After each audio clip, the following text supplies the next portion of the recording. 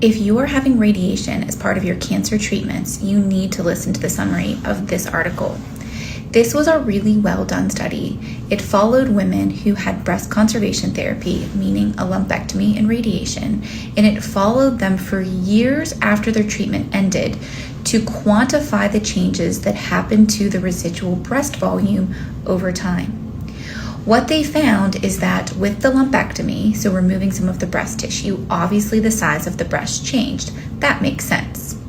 In the year after radiation had ended, there was a substantial continued change to the size of the breast as the radiation contracture and fibrosis set in.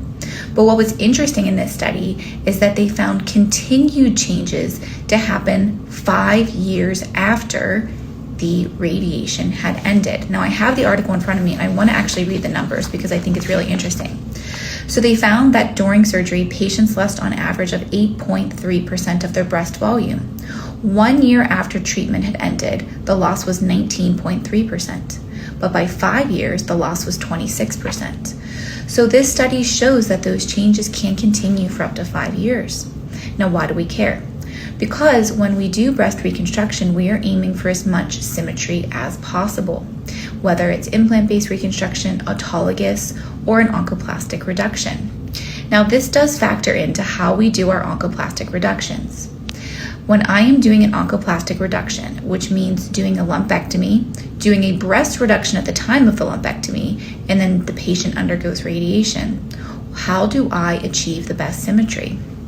The challenge is that if you leave the breast that's to be radiated larger to account for the fact that you expect some changes during radiation, if that breast does not contract in the predicted way that you think it's going to, you might have a larger breast that is now radiated and fibrotic, and we don't want to do surgery on that.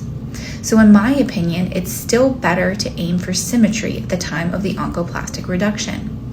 If the radiated breast then shrinks over time, you do have some options. You could re-reduce the other side, or you could do fat grafting into the radiated breast. But the last thing that I want to have to do is re-reduce a breast that's been radiated if it had severe changes. So I think that this study is really interesting, and once again, it's just average volumes per patient. Not all patients will experience that same amount of loss, and some patients will experience very little loss of volume with radiation, but it's definitely something to discuss with your plastic surgeon if you're undergoing an oncoplastic reduction or lumpectomy and radiation.